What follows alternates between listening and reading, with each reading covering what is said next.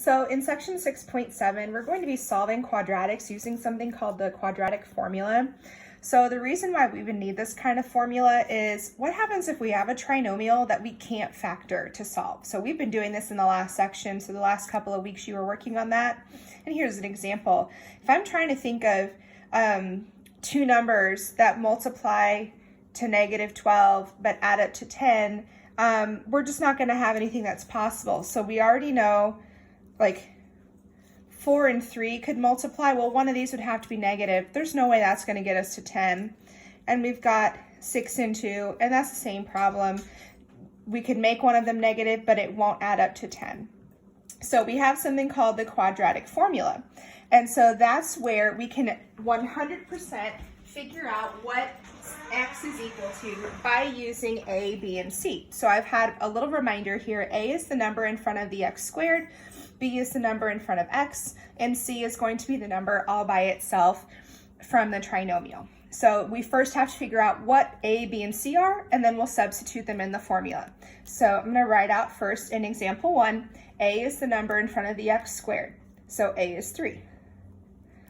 B is the number in front of the x, which is 4, and c is the number that's all by itself, and there's a minus sign in front of that, so that is -7. So I'm going to start by rewriting this formula, and here's the part that people mess up the most, and that's this negative sign in front of the b. So you always need to put it and then pay attention to what the b value is, and in this case it's 4. And then we put plus or minus, and then we have a square root. Now underneath the square root, we have a few variables. I recommend putting all of these in parentheses to make sure we don't get the wrong answer. So b is 4 again, and it's squared. The squared goes outside the parentheses, minus 4 times a, which is 3, times c, which is -7. On the bottom here it says 2a. That means we're doing 2 times whatever the a value is, which is 3.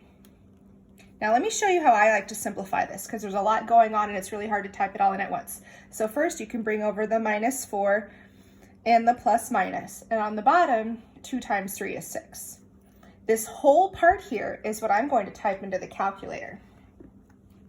So I'm going to type in my square root, and then in my parentheses the 4 squared minus 4 times times 3 times -7, and I get +10. So that's simplified now a lot further from what we just had in our radicals. So what we do to finish this up, we're going to use the plus and the minuses. This is how we get two answers. Excuse me, guys. So x is going to be -4 plus 10 divided by 6, and it's going to be -4 minus 10 divided by 6. So that's where the plus and minus come from. It turns into two problems. So -4 plus 10 is 6. 6 divided by 6 is 1. That's one of your answers. -4 minus 10 is -14. Divided by 6 is -2.33 repeating. So you always need to do the top part first and then divide by the bottom part. Otherwise, you're going to get some wrong answers if you try to type all this in at once. And notice that decimals are definitely possible. So this is how you can solve a trinomial whenever you can't do the factoring like we did up here.